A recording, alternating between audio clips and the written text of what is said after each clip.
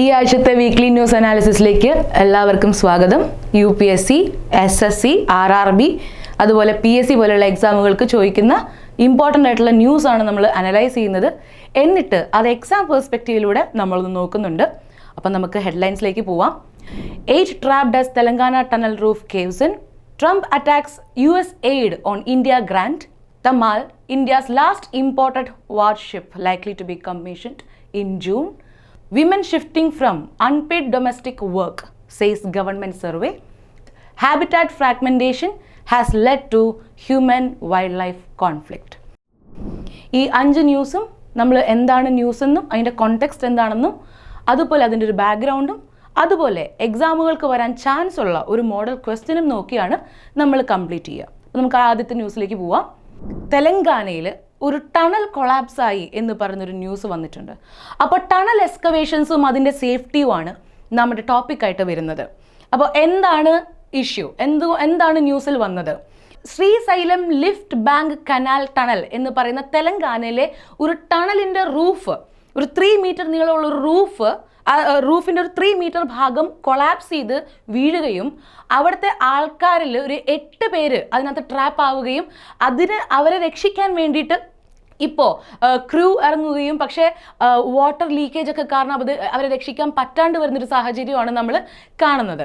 അപ്പോൾ ഇങ്ങനൊരു സാഹചര്യത്തിൽ നമ്മൾ എന്താണൊരു ന്യൂസ് പെർസ്പെക്റ്റീവിൽ വളരെ കൺസേൺ ആയിട്ടുള്ള നമുക്ക് കൺസേൺ തോന്നേണ്ട ഒരു കാര്യമാണ്. നമ്മുടെ നാഷണൽ ഏജൻസീസ് വരെ ഇറങ്ങിയിട്ട് നമുക്ക് അതിൽ നിന്ന് ട്രാപ്പ് ചെയ്യപ്പെട്ട ആൾക്കാരെ രക്ഷപ്പെടുത്താൻ സാധിക്കുന്നില്ല.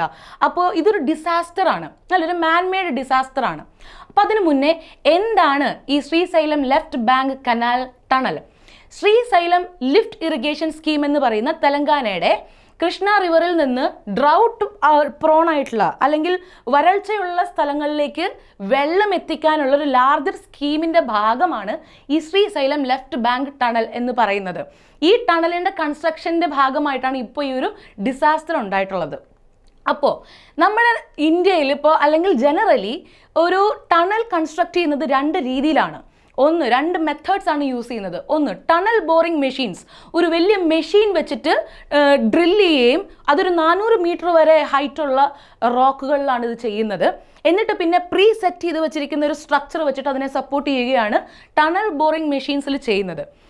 അല്ല, അതിനും കൂടുതൽ ഹൈറ്റുള്ള വലിയ മൗണ്ടൻസ് ഒക്കെയാണ് നമ്മൾ ഡ്രിൽ ചെയ്യുന്നതെങ്കിൽ അതിന് യൂസ് ചെയ്യുന്ന മെത്തേഡാണ് ഡ്രിൽ ആൻഡ് ബ്ലാസ്റ്റ് മെത്തേഡ്. അതിനകത്ത് ഹോൾസ് ഡ്രിൽ ചെയ്ത് എക്സ്പ്ലോസീവ്സ് വെച്ചിട്ട് ആ എക്സ്പ്ലോഷന് ശേഷമാണ് പിന്നീട് നമ്മൾ അതിൻ്റെ കൺസ്ട്രക്ഷൻ തുടങ്ങുന്നത്. അപ്പം ഇങ്ങനെ 2 മെത്തേഡ്സ് ആണ് നമ്മൾ ഈ പറയുന്ന ടണൽ കൺസ്ട്രക്ട് ചെയ്യാനായിട്ട് യൂസ് ചെയ്യുന്നത്. പക്ഷേ ടണൽ എക്സ്കവേറ്റ് ചെയ്യുമ്പോൾ നമ്മളിപ്പോൾ ഇത് ആദ്യമായിട്ടല്ല കാണുന്നത്. ഉത്തരാഖണ്ഡിൽ റീസെൻ്റ്ലി മറ്റൊരു ഇഷ്യൂ ഉണ്ടായിട്ടുണ്ട്. അപ്പോൾ ഈ ടണൽ കൺസ്ട്രക്ഷന് കുറച്ച് പ്രശ്നങ്ങളുണ്ട്. എന്തൊക്കെയാണ് അതിൻ്റെ ഇഷ്യൂസ്? ആദ്യം ആ സ്ഥലത്തെ ജിയോളജിക്കൽ സിറ്റുവേഷനെ കുറിച്ചുള്ള പഠനം അതില്ലായ്മ, അതിനെക്കുറിച്ചുള്ള പ്രോപ്പറായിട്ടുള്ള സ്റ്റഡി ഇല്ലായ്മ. അപ്പോൾ അതൊരു വൾണറബിൾ ഏരിയ ആണെങ്കിൽ ഈ ടണൽ കൊളാപ്സ് ആവാനുള്ള ചാൻസ് കൂടുതലാണ്. അതുപോലെ ഔട്ട്ഡേറ്റഡ് നോംസ്, സ്കിൽഡ് അല്ലാത്ത വർക്കേഴ്സ്, ഇതിന് ട്രെയിൻഡ് അല്ലാത്ത വർക്കേഴ്സ്, അതുപോലെ തന്നെ ഉള്ളിലേക്ക് പണിയെടുക്കാൻ പോകുന്ന ആൾക്കാർ ഈ സഫക്കേഷൻ കാരണം മരിക്കുക, നല്ല വെന്റിലേഷൻ ഇല്ലാതിരിക്കുക, അതുപോലെ തന്നെ അവിടുത്തെ ഗ്രൗണ്ടും സോയിലിനെ കുറിച്ചുള്ള കാര്യമായിട്ടുള്ള പഠനങ്ങൾ ഇല്ലാതിരിക്കുക. അതുപോലെ തന്നെ ഈ ടണൽ എക്സ്കവേറ്റ് ചെയ്യുമ്പോൾ എൻവയോൺമെൻറ്റിന് ഇതിലൂടെ ഉണ്ടാകുന്ന ഒരു ഇമ്പാക്റ്റിൻ്റെ കാര്യമായിട്ടുള്ള പഠനമില്ലാതിരിക്കുക. ഇതൊക്കെയാണ് ഇപ്പോഴത്തെ ടണൽ എക്സ്കവേഷനുള്ള പ്രശ്നങ്ങൾ. അപ്പോൾ എന്താണ് നമുക്കിതിൻ്റെ പോസിബിൾ സൊല്യൂഷൻസ്? ആദ്യം അവിടെയുള്ള ഒരു ജിയോളജിയെക്കുറിച്ചുള്ളൊരു പഠനം വേണം. അതൊരു വൾണറബിൾ സ്റ്റേറ്റിലാണോ നിൽക്കുന്നത്, അത് ടണൽ ഉണ്ടാക്കാൻ പറ്റിയൊരു സ്ഥലമാണോ എന്നുള്ളത് നമ്മൾ അതിനെക്കുറിച്ച് നന്നായി അറിയണം.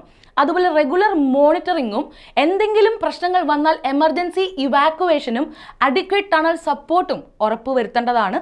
അപ്പോൾ ഇങ്ങനെയാണ് നമുക്കൊരു സസ്റ്റൈനബിൾ സൊല്യൂഷൻ ഒരു ടണൽ എക്സ്കവേഷനും അതിൻ്റെ സേഫ്റ്റിക്കുമായിട്ട് കൊണ്ടുവരാൻ സാധിക്കുകയുള്ളൂ. അപ്പോൾ ഇത് എവിടെയാണ് വരിക ഒരു എക്സാമിന്? UPSC എക്സാം എടുത്താൽ മെയിൻസിൻ്റെ GS3 ഡിസാസ്റ്റർ മാനേജ്മെൻറ്റിൻ്റെ കീഴിലാണ് ഈ ഒരു ടോപ്പിക്ക് വരാൻ ചാൻസ് ഉള്ളത്. അപ്പോൾ നിങ്ങളുടെ സ്ക്രീനിൽ നിങ്ങൾക്കൊരു മോഡൽ ക്വസ്റ്റ്യൻ കാണാം, ഒരു മെയിൻസ് പെർസ്പെക്റ്റീവിലെ ഒരു ക്വസ്റ്റ്യൻ കാണാം. What are the challenges faced in the tunnel excavation in India and how have they been addressed? Provide relevant examples.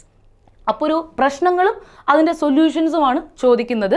അപ്പോൾ ഈ പറയുന്ന ആർട്ടിക്കിളിൻ്റെ കോണ്ടന്റ് യൂസ് ചെയ്ത് അതിൻ്റെ ഒരു ആൻസർ എഴുതാൻ ശ്രമിക്കുക. നമുക്ക് അടുത്ത ന്യൂസിലേക്ക് പോവാം. US aid. എന്താണ് US എയ്ഡ്? US എയ്ഡ് എന്ന് പറയുന്ന full form United States agency for international development എന്നാണ്. ഇതൊരു യുണൈറ്റഡ് സ്റ്റേറ്റ്സ് ഓഫ് അമേരിക്കയുടെ ഒരു ഏജൻസിയാണ്. മറ്റ് രാജ്യങ്ങൾക്ക് ഫൈനാൻഷ്യലി ഹെൽപ്പ് ചെയ്യുന്ന ഒരു ഏജൻസിയാണ്. US എന്നുള്ള രാജ്യം ഒരു റെസ്പോൺസിബിൾ രാജ്യമായി മാറി മറ്റു രാജ്യങ്ങൾക്ക് അവരുടെ സോഷ്യൽ സ്ഫിയറിലും എൻവയോൺമെൻറ്റൽ സ്ഫിയറിലൊക്കെ കുറച്ചുകൂടി ഡെവലപ്മെൻറ്റ് കൊണ്ടുവരാൻ വേണ്ടി ഫൈനാൻഷ്യലി എയ്ഡ് ചെയ്യുന്ന ഒരു ഓർഗനൈസേഷനാണ്. ജോൺ എഫ് കെനഡി പ്രസിഡൻ്റ് ആയിരുന്ന സമയത്ത് തുടങ്ങിയതാണ് ഈ ഒരു ഓർഗനൈസേഷൻ. വേൾഡ് വാർ II അവസാന കാലഘട്ടത്തേക്ക് നമുക്ക് കാണാൻ സാധിക്കും. ആ സമയത്ത് US ഒരു മാർഷൽ പ്ലാൻ ആയിട്ട് വരുന്നുണ്ട്.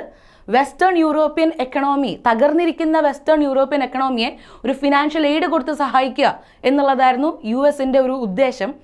ആ സഹായത്തിലൂടെ അവരെ ഇൻഫ്ലുവൻസ് ചെയ്ത് ക്യാപിറ്റലിസത്തിൻ്റെ കീഴിലേക്ക് കൊണ്ടുവരിക എന്നുള്ളതും കൂടി കോൾഡ് വാർ പീരീഡിൻ്റെ ഒരു ഭാഗമായിട്ട് വന്നിട്ടുണ്ട്. അന്ന് മുതൽ ഒരു ഫോറിൻ എയ്ഡ് മറ്റ് രാജ്യങ്ങളുടെ മുകളിൽ ഒരു സോഫ്റ്റ് ടൂൾ, ഒരു ഫോറിൻ പോളിസി ആയിട്ട് US എന്നും കരുതിയിരുന്നു. ഇപ്പോൾ എന്തുകൊണ്ടാണ് ഈ ഒരു US എയ്ഡ് എന്തുകൊണ്ടാണ് ന്യൂസിൽ വന്നത്? റീസെൻ്റ്ലി ഡൊണാൾഡ് ട്രംപ് പ്രസിഡൻ്റ് ആയിട്ടുള്ള സെക്കൻഡ് ടേമിൽ ട്രംപ് പറയുകയുണ്ടായി, US എയ്ഡിൽ നിന്ന് ഇന്ത്യയിലേക്ക് വരുന്ന കാശെല്ലാം, ആ ഫൈനാൻഷ്യൽ എയ്ഡെല്ലാം ഇവിടുത്തെ വോട്ടർ ടേൺ ഔട്ടിനെ ഇൻഫ്ലുവൻസ് ചെയ്യുന്നുണ്ടെന്ന്. പക്ഷേ ഇത്തരം കോൺസ്പിറസീസോ കോൺട്രവേഴ്സീസോ ഒന്നും നമുക്ക് എക്സാമിന് ചോദിക്കില്ല. നമ്മളോട് ചോദിക്കുക എന്താണ് US എയ്ഡ്, അതുപോലെ അതിൻ്റെ ഫങ്ഷൻസ് എന്താണ്, അപ്പോൾ ഇന്ത്യ ആയിട്ടുള്ള അതിൻ്റെ കണക്ഷൻസ് എന്താണ്, ഇന്ത്യക്ക് എന്തൊക്കെ ഹെൽപ്പ് കിട്ടി, അങ്ങനെയുള്ള രീതിയിലായിരിക്കും ചോദ്യം വരിക. അപ്പോൾ എന്താണ് US എയ്ഡിൻ്റെ ഫങ്ഷൻസ്? എക്കണോമിക് ഗ്രോത്തിനും ഹെൽത്തിനും എഡ്യൂക്കേഷൻ, അതുപോലെ ഡെമോക്രസി, ഗവേണൻസ്, ഹ്യൂമാനിറ്റേറിയൻ അസിസ്റ്റൻസ് എന്നുള്ള ഫീൽഡിലൊക്കെയാണ് ധാരാളമായിട്ട് US എയ്ഡിൽ നിന്ന് കിട്ടുന്ന ആ മോണിറ്ററി ഫൈനാൻഷ്യൽ എയ്ഡ് യൂസ് ചെയ്യപ്പെടുന്നത്. അത് കുറച്ചുകൂടെ വൾണറബിൾ ആയിട്ടുള്ള ഡെവലപ്പിംഗ് അല്ലെങ്കിൽ അണ്ടർ ഡെവലപ്ഡ് രാജ്യങ്ങൾക്കാണ് കൂടുതലായിട്ടും ഈ US എയ്ഡ് കൊടുക്കുന്നത്. ഇന്ത്യക്ക് US എയ്ഡ് കാരണം കിട്ടിയിട്ടുള്ള കുറച്ച് ഹെൽപ്പ്, അതിൽ കുറച്ച് നമുക്ക് ഒരു 8 അഗ്രികൾച്ചറൽ യൂണിവേഴ്സിറ്റീസ് സ്റ്റാർട്ട് ചെയ്യാൻ സാധിച്ചിട്ടുണ്ട്. ഇന്ത്യയുടെ ആദ്യത്തെ IIT സ്റ്റാർട്ട് ചെയ്തത് US എയ്ഡിൻ്റെയും കൂടെ സഹായം കൊണ്ടാണ്. അതിനകത്ത് ഇന്ത്യൻ ഗവൺമെൻറ്റിൻ്റെയും കൂടെ ഷെയർ ഉണ്ട്. ഇതൊരു പാർട്ട്ണർഷിപ്പ് പോലെയാണ്. അതുപോലെ ഒരു 14 റീജിയണൽ എഞ്ചിനീയറിംഗ് കോളേജ് നമുക്ക് ഈ US എയ്ഡ് കൊണ്ട് തുടങ്ങാൻ സാധിച്ചിട്ടുണ്ട്. അതുപോലെ പല രോഗങ്ങൾക്ക് വാക്സിനേഷന് വേണ്ടിയിട്ടും അതിന് ട്രീറ്റ്മെൻറ്റിന് വേണ്ടിയിട്ടും എല്ലാം ഈ ഒരു എയ്ഡ് സഹായകരമായിട്ടുണ്ട്. പക്ഷേ ഇപ്പോൾ US എയ്ഡ് ഒരു കാലഘട്ടം വരെ വന്നിട്ടുള്ളത് റെസ്ട്രിക്ഷൻസോട് കൂടിയാണ്. എന്ന് വെച്ചാൽ ഇപ്പോൾ USൻ്റെ ഈ ഫൈനാൻഷ്യൽ ഹെൽപ്പ് കിട്ടുവാണെന്നുണ്ടെങ്കിൽ അവർ പറയുന്ന കുറച്ച് കാര്യങ്ങൾ നമ്മൾ അനുസരിക്കേണ്ടതായിട്ട് വരുന്നുണ്ട്. എന്ന് വെച്ചാൽ ഇപ്പോൾ അവർ സ്റ്റാർട്ട് ചെയ്യുന്ന അവരുടെ കാശ് കൊണ്ട് നമ്മൾ സ്റ്റാർട്ട് ചെയ്യുന്ന ഒരു ഫാക്ടറി, അത് അവരുടെ ഏതെങ്കിലും ഒരു പ്രൈവറ്റ് ആളുടെ ഓണർഷിപ്പിലായിരിക്കണം. ആ സ്ഥലത്ത് വേറെ ആരും പിന്നെ ഫാക്ടറി സ്റ്റാർട്ട് ചെയ്യാൻ പാടില്ല എന്ന് മുതലുള്ള റെസ്ട്രിക്ഷൻസ് ഇനീഷ്യലി ഉണ്ടായിരുന്നു. പിന്നീട് ഇന്ത്യൻ ഗവൺമെൻറ് തീരുമാനിക്കുകയാണ് ഇത്തരം എക്സ്റ്റേണൽ റെസ്ട്രിക്ഷൻസ് ആയിട്ട് വരുന്ന എക്സ്റ്റേണൽ എയ്ഡുകൾ നമ്മൾ സ്വീകരിക്കുന്നതല്ല എന്നുള്ളത് തീരുമാനിക്കുകയും പിന്നീട് നമുക്ക് ഇങ്ങോട്ട് കാണാൻ സാധിക്കുന്നത് US എയ്ഡ് അത് തരുന്ന അതിലൂടെ കിട്ടുന്ന ഫിനാൻഷ്യൽ എയ്ഡ് കുറഞ്ഞു വരുന്നതായിട്ട് നമുക്ക് കാണാൻ സാധിക്കുന്നുണ്ട്. അങ്ങനെ ഒരു സാഹചര്യത്തിലാണ് ഇപ്പോൾ ട്രംപിൻ്റെ ഈ ആരോപണം ഉള്ളത്. അപ്പോൾ നമുക്കൊരു മോഡൽ ക്വസ്റ്റ്യൻ നോക്കുവാണെങ്കിൽ ഇത് മെയിൻസിൻ്റെ UPSCയുടെ CSE മെയിൻസിൻ്റെ GS2 ഇൻ്റർനാഷണൽ റിലേഷൻസിൻ്റെ അടിയിൽ വരുന്ന ഒരു ടോപ്പിക്കായിട്ടാണ് നമുക്ക് കാണാൻ സാധിക്കുന്നത്. നിങ്ങൾക്ക് സ്ക്രീനിൽ ഒരു മോഡൽ ക്വസ്റ്റ്യൻ കാണാൻ സാധിക്കും. Explain the functions of US എയ്ഡിൻ്റെ ഫങ്ഷൻസും and its role in global development. Recently there have been a concern regarding US aid's involvement in India, discuss the nature of concerns and analyze the potential impact on India-US relations. അപ്പോൾ India-US relation എന്ന് പറയുന്ന ഒരു sub ടോപ്പിക്കിൻ്റെ കീഴിലാണ് ഈ question വരാൻ chance ഉള്ളത്. So അതിൻ്റെ answer എഴുതാനായിട്ട് ശ്രമിക്കുക. നമുക്ക് അടുത്ത ടോപ്പിക്കിലേക്ക് പോവാം. INS തമാൽ റീസെൻ്റ്ലി റഷ്യയിൽ നിന്ന് ഇമ്പോർട്ട് ചെയ്യുന്ന ഒരു സ്റ്റെൽത്ത് ഫ്രിഗേറ്റ്, അതൊരു വാർഷിപ്പാണ്. അപ്പോൾ ഇത് നമ്മൾ ലാസ്റ്റായിട്ട് പുറമേ രാജ്യത്തിൽ നിന്ന് ഇമ്പോർട്ട് ചെയ്യുകയോ അല്ലെങ്കിൽ പുറം രാജ്യത്തിൽ കമ്മീഷൻ ചെയ്യുകയോ ചെയ്തിട്ടുള്ള ലാസ്റ്റ് വാർഷിപ്പായിരിക്കും നമ്മൾ ഇന്ത്യയിലേക്ക് ഇമ്പോർട്ട് ചെയ്യുന്നത്. കാരണം ഇപ്പോൾ ഇന്ത്യ സെൽഫ് സഫിഷ്യൻ്റ് ആണ് വാർഷിപ്പുകൾ കൺസ്ട്രക്ട് ചെയ്യുന്നതിൽ. ഇത് റഷ്യ ആയിട്ടുള്ളൊരു എഗ്രിമെൻറ്റിൻ്റെ ഭാഗമായിട്ട് 2 വാർഷിപ്പ് ഇന്ത്യയിൽ കൺസ്ട്രക്ട് ചെയ്യും, അല്ലെങ്കിൽ ബിൽഡ് ചെയ്യും, 2 റഷ്യയിൽ നിന്ന് ഇമ്പോർട്ട് ചെയ്യും എന്നുള്ളൊരു എഗ്രിമെൻറ്റിൻ്റെ ഭാഗമായിട്ട് ഇമ്പോർട്ട് ചെയ്യുന്ന ഒരു വാർഷിപ്പാണ്. ഇതിന് മുന്നേ INS തുഷീൽ നമ്മൾ ഇമ്പോർട്ട് ചെയ്തിട്ടുണ്ടായിരുന്നു. This is the last warship that we will be importing. Okay, so INS Tamal, ഒരു പ്രോബബിൾ ക്വസ്റ്റ്യൻ ഇങ്ങനെയാണ്, INS Tamal has been recently in news. അപ്പോൾ എന്താണിത്? അപ്പോൾ ഈ 4 ഓപ്ഷൻസിൽ ആൻസർ ഏതാന്നുള്ളത് നിങ്ങൾക്ക് താഴെ കമൻറ്റ് ചെയ്യാം. ഓക്കെ, അടുത്തതായി നമ്മൾ പോകുന്ന ന്യൂസ് ടൈം യൂസ് സർവേ 2024 ആണ്. എന്താണ് ഈ survey? National statistics office conduct ചെയ്ത ടൈം യൂസ് സർവേ 2024 എങ്ങനെയാണ് ഇന്ത്യയിലുള്ള ആൾക്കാർ അവരുടെ ഡെയിലി ലൈഫിലുള്ള ടൈം പല എക്കണോമിക് ആക്ടിവിറ്റീസിനുമായിട്ട് സ്പ്രെഡ് ചെയ്തിട്ടുള്ളത്, അല്ലെങ്കിൽ നോർമലി ആക്ടിവിറ്റീസിന് സ്പ്രെഡ് ചെയ്തിട്ടുള്ളത് എന്നുള്ളൊരു സർവേ ആണ്. അത് കണ്ടുപിടിക്കാനുള്ളൊരു സർവേ ആണ്. അതിന് ലാർജർ പോളിസി ഇംപ്ലിക്കേഷൻസ് ഒക്കെ ഉണ്ട്. അതിനകത്ത് സർവേയിൽ ഹൈലൈറ്റ് ചെയ്തിരിക്കുന്നത് ജനറലി സ്ത്രീകളിലും പുരുഷന്മാരിലും വർക്ക് ഫോഴ്സ് പാർട്ടിസിപ്പേഷൻ കൂടുതലായി ആൾക്കാർ ജോലിയിലേക്ക് വരുന്നതായിട്ട് നമുക്ക് കാണാൻ സാധിക്കും, പ്രത്യേകിച്ച് സ്ത്രീകൾ. അതുപോലെ തന്നെ അൺപെയ്ഡ് വർക്ക് എന്ന് വെച്ചാൽ ഡൊമസ്റ്റിക് വർക്ക് ധാരാളമായി സ്ത്രീകളാണ് ചെയ്യുന്നത്. പക്ഷെ ഒരു ഷിഫ്റ്റ് വരുന്നുണ്ട്. സ്ത്രീകൾ ഡൊമസ്റ്റിക് വർക്കിൽ അല്ലെങ്കിൽ അൺപെയ്ഡ് വർക്കിൽ സ്പെൻഡ് ചെയ്യുന്ന ടൈമിന് ഒരു കുറവും പെയ്ഡ് വർക്കിലേക്കുള്ള ടൈം ഇൻവെസ്റ്റ് ചെയ്യുന്നത് കൂടി വരുന്നതുമായിട്ട് നമുക്ക് കാണാൻ സാധിക്കും. അതുപോലെ തന്നെ ഇപ്പോഴും ഒരു ഫാമിലിയിലെ കെയർ ഗിവിങ് ആയിട്ടുള്ളൊരു വർക്ക്, എൽഡർലി ആണെങ്കിലും കുട്ടികളാണെങ്കിലും അവർക്ക് കൊടുക്കുന്ന കെയർ ഗിവിങ് ഇപ്പോഴും സ്ത്രീകളാണ് കൂടുതൽ തന്നെ ചെയ്യുന്നത്. ഒരു എക്സാമ്പിൾ നോക്കിക്കഴിഞ്ഞാൽ ഇതിനകത്ത് സ്ത്രീകൾ അൺപെയ്ഡ് വർക്കിന് കൊടുത്തിരുന്ന ടൈം ഇപ്പോൾ പണ്ട് അല്ലെങ്കിൽ നേരത്തെ കുറച്ച് വർഷങ്ങൾക്ക് മുന്നേ ഇതൊരു 315 മിനിറ്റ്സ് ആണെങ്കിൽ ഇപ്പോൾ അത് 305 മിനിറ്റ്സ് ആയിട്ട് കുറഞ്ഞിട്ടുണ്ട്. പക്ഷേ ഒരു പുരുഷൻ ഡെയിലി ഒരു അൺപെയ്ഡ് വർക്കിനോ ഒരു കെയർ ഗിവിങ്ങിനോ ഡൊമസ്റ്റിക് വർക്കിനോ ആയിട്ട് സ്പെൻഡ് ചെയ്യുന്നത് വെറും 88 മിനിറ്റ് മാത്രമാണ്. അപ്പോൾ അതിനകത്തൊരു ജെൻഡർ ഡിഫറൻസ് നമുക്ക് കാണാൻ സാധിക്കും. ഇത് നമുക്ക് എക്സാംസിൽ GS 1ലും 2ലും 3ലും ആയിട്ട് വരുന്ന ടോപ്പിക്സ് നിങ്ങൾക്ക് സ്ക്രീനിൽ കാണാം. അതിൻ്റെ ഒക്കെ കീഴിൽ വരുന്ന ക്വസ്റ്റ്യൻസിന് നമുക്കൊരു എക്സാമ്പിളായിട്ട് യൂസ് ചെയ്യാൻ സാധിക്കുന്ന ഒരു സർവേയാണ്. ഇത്തരം സർവേകൾ കോട്ട് ചെയ്ത് കഴിഞ്ഞാൽ നിങ്ങളുടെ ആൻസറിൻ്റെ ഒത്തൻറ്റിസിറ്റി കൂടും. Okay, so the Time Use Survey 2024 highlights the trends in employment participation, analyze the survey, discuss their implications for gender equality, larger policies and social dynamics in the country. അപ്പോൾ ഇങ്ങനെ ഒരു question വന്നു കഴിഞ്ഞാൽ നിങ്ങൾക്ക് അത് ഈ ഒരു കറണ്ട് അഫെയർ വന്നതുകൊണ്ട് UPSC ചോദിക്കുക ഒരു ലാർജർ പെർസ്പെക്റ്റീവിലുള്ള ഹോളിസ്റ്റിക് ക്വസ്റ്റ്യൻ ആയിരിക്കും.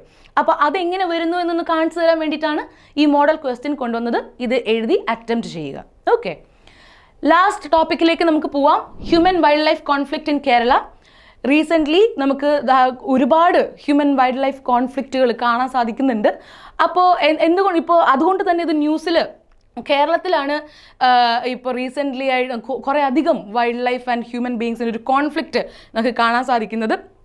കേരളത്തിൻ്റെ ഏരിയയിലെ 29% ഫോറസ്റ്റ് കവേർഡാണ്. ലാൻഡിൻ്റെ 29% ഫോറസ്റ്റ് കവേർഡാണ്. അതുകൊണ്ട് തന്നെ human wild life conflict solve ചെയ്യുക എന്നുള്ളത് നമുക്ക് ഇമ്പോർട്ടൻ്റ് ആണ്. അപ്പോൾ ഇപ്പോൾ കേരള ഗവൺമെൻറ്റിനെതിരെ ഒരുപാട് ക്രിറ്റിസിസംസ് വരുന്നുണ്ട് wild life human conflict manage ചെയ്യാൻ സാധിക്കാത്തതിന്. പക്ഷേ ഫോറസ്റ്റ് സർവേ നമ്മളോട് പറയുന്നത് എന്താണെന്ന് വെച്ചാൽ 18% ഹ്യൂമൻ വൈൽഡ് ലൈഫ് കോൺഫ്ലിക്റ്റ് ആണ് എലഫൻറ്റ്, ആനകൾ കാരണം ഉണ്ടാവുന്നത്. പക്ഷേ ഇതേ വൈൽഡ് എലഫൻസിൻ്റെ പോപ്പുലേഷൻ 7% കുറഞ്ഞതായിട്ടാണ് നേരത്തെയുള്ള വർഷങ്ങളിൽ നിന്ന് 7% കുറഞ്ഞതായിട്ടാണ് നമുക്ക് കാണാൻ സാധിക്കുന്നത്. അതുപോലെ 75% ഈ ഒരു ത്രെട്ട് അല്ലെങ്കിൽ പ്രശ്നങ്ങൾ വരുന്നത് സ്നേക്ക് ബൈറ്റ്, പാമ്പ് കടിയേറ്റാണ് ആൾക്കാർ കൂടുതലായിട്ടും മരിക്കുന്നതും കോൺഫ്ലിക്റ്റ് വരുന്നതും ഒക്കെ. പക്ഷേ അത് ഇപ്പോൾ 2012 113 മരണങ്ങളായിരുന്നെങ്കിൽ അത് 2023 34 മരണങ്ങളായിട്ട് കുറഞ്ഞിട്ടുണ്ട്. മരണങ്ങൾ എപ്പോഴും സങ്കടകരമാണ്, പക്ഷേ സ്റ്റാറ്റിസ്റ്റിക്സ് കാണിക്കുന്നത് നമുക്കത് കൺട്രോൾ ചെയ്യാൻ സാധിച്ചിട്ടുണ്ട് എന്നാണ്. അപ്പോൾ ഹ്യൂമൻ വൈൽഡ് ലൈഫ് കോൺഫ്ലിക്റ്റിൻ്റെ കാരണം വന്നിട്ടുള്ള മരണങ്ങളും കമ്പാരിറ്റീവ്ലി കുറഞ്ഞതായിട്ടാണ് ഫോറസ്റ്റ് സർവേ സ്റ്റാറ്റിസ്റ്റിക്സ് കാണിക്കുന്നത്. എന്നിരുന്നാലും നമ്മൾ ഇനിയും കൂടുതലായിട്ട് അതിൽ ശ്രദ്ധിക്കേണ്ട കാര്യമുണ്ട്. കാരണം കൂടുതലായിട്ട് ഇതിനകത്ത് അഫക്റ്റ് ചെയ്യപ്പെടുന്നത് ട്രൈബൽ കമ്മ്യൂണിറ്റിയിൽ, ഫോറസ്റ്റായിട്ട് ഫോറസ്റ്റിനെ അറിയുന്ന തന്നെ ട്രൈബൽ കമ്മ്യൂണിറ്റീസിലുള്ള ആൾക്കാരാണ് കൂടുതലായിട്ട് ഇതിനകത്ത് അഫക്റ്റ് ആകുന്നത്. അപ്പം നമ്മൾ അവരുടെ കുറച്ചുകൂടി ട്രൈബൽ നോളജിന് ഇമ്പോർട്ടൻസ് കൊടുത്ത് അവരെ ട്രെയിൻ ചെയ്യുക എന്നുള്ളത് ഇമ്പോർട്ടൻ്റ് ആയിട്ട് വരുന്നുണ്ട്. എന്തുകൊണ്ടാണ് ഇങ്ങനൊരു വൈൽഡ് ലൈഫ് കോൺഫ്ലിക്റ്റ് വരുന്നത് എന്ന് സ്കോളേഴ്സ് അന്വേഷിക്കുമ്പോൾ അവർക്ക് കിട്ടുന്ന ഉത്തരം ഒന്ന് ഹാബിറ്റാറ്റ് ഫ്രാഗ്മെന്റേഷൻ ആണ്. കണ്ടിന്യൂസ് ആയിട്ട് ഫോറസ്റ്റ് ഉള്ളതിൻ്റെ ഇടയിൽ റോഡുകൾ വരിക, അതിൻ്റെ ഇടയിൽ ഹാബിറ്റേഷൻ വരിക. അപ്പോൾ വൈൽഡ് ലൈഫ് കോറിഡോറുകളിലൊക്കെ എലഫൻസ് പാസ് ചെയ്യുന്ന സ്ഥലങ്ങളിലൊക്കെ ഹ്യൂമൻ ഹാബിറ്റേഷൻ ഉണ്ടെങ്കിൽ അവിടെ കോൺഫ്ലിക്റ്റ് വരാനുള്ള ചാൻസ് ഉണ്ട്. അതുപോലെ റെഗുലേറ്റ് ചെയ്യപ്പെടാത്ത ടൂറിസം, ഫോറസ്റ്റിലേക്കുള്ള അൺറെഗുലേറ്റഡ് ആയിട്ടുള്ള ഇല്ലീഗൽ ആയിട്ടുള്ള എൻക്രോച്ച്മെൻറ്റുകൾ, ഇത്തരം കാര്യങ്ങളെല്ലാം വൈൽഡ് ലൈഫിനെ ഡിസ്റ്റർബ് ചെയ്യുന്നുണ്ട്. അതുപോലെ തന്നെ ഇൻവേസീവ് സ്പീഷീസും അതുപോലെ അഗ്രികൾച്ചർ, മോണോകൾച്ചർ എന്ന് പറയുന്ന ഒരേ ക്രോപ്പ് മാത്രം കൾട്ടിവേറ്റ് ചെയ്യുന്ന തരത്തിലുള്ള പ്രാക്ടീസുകളും എല്ലാം ഈ പറയുന്ന ഫോറസ്റ്റിനെയും വൈൽഡ് ലൈഫിനെയും അഫക്റ്റ് ചെയ്യുന്ന തരത്തിലുള്ള പ്രാക്ടീസുകളാണ്. ഇതുകൊണ്ടാണ് വൈൽഡ് ലൈഫ് കോൺഫ്ലിക്ട്സ് വരുന്നത്. അപ്പോൾ ഗവൺമെൻറ് 2022 ലോക്കൽ ബോഡീസിന് കുറച്ചുകൂടെ പവർ കൊടുത്തിട്ടുണ്ടായിരുന്നു അവരുടെ കൃഷികളിൽ നാശനഷ്ടം വരുത്തുന്ന കാട്ടുപന്നികളെ റെസ്ട്രിക്റ്റ് ചെയ്യാൻ വേണ്ടിയിട്ടും. അതുപോലെ തന്നെ 2023 ഹ്യൂമൻ വൈൽഡ് ലൈഫ് കോൺഫ്ലിക്റ്റ് ഒരു സ്റ്റേറ്റ് സ്പെസിഫിക് ഡിസാസ്റ്റർ ആയിട്ട് ഇതിനെ പ്രഖ്യാപിക്കുകയും ഡിസാസ്റ്റർ മാനേജ്മെൻറ്റ് അതോറിറ്റിക്ക് അപ്പോൾ ഇൻ്റർവീൻ ചെയ്യാനുള്ള അധികാരം കൊടുക്കുകയും ചെയ്യുന്നുണ്ടായിരുന്നു. അതുപോലെ തന്നെ ആൾക്കാരെയും കൂടി ഉൾപ്പെടുത്തി പാർട്ടിസിപ്പേറ്ററി ഫോറസ്റ്റ് എന്ന് പറയുന്നൊരു കൺസെപ്റ്റും അതിലൂടെ വൈൽഡ് ലൈഫ് മാനേജ് ചെയ്യാനും കൂടെ ഹെൽപ്പ് ചെയ്യുന്ന തരത്തിലുള്ളൊരു പ്രോഗ്രാമും ഗവൺമെൻറ് സ്റ്റാർട്ട് ചെയ്യുന്നുണ്ടായി. നല്ല ഒരു തരത്തിലുള്ളൊരു ഇനീഷ്യേറ്റീവാണത്. എന്നിരുന്നാലും നമുക്ക് ഇനിയും കൂടുതൽ അതിനകത്ത് ചെയ്യാനുണ്ട്. കുറച്ചും കൂടെ ഫോറസ്റ്റഡ് ഏരിയ നമുക്ക് കൂട്ടാനുണ്ട്. അതുപോലെ തന്നെ പ്ലാന്റേഷൻസ് എന്ന് പറയുന്ന യൂക്കാലിപ്റ്റസ് ഒക്കെയുള്ള പ്ലാന്റേഷൻസ് എന്താണ്, അതിലെങ്ങനെ കൂടുതൽ ഫോറസ്ട്രി കൊണ്ടുവരാം എന്നുള്ളതൊക്കെ നമ്മൾ ആലോചിക്കേണ്ടിയിരിക്കുന്നു.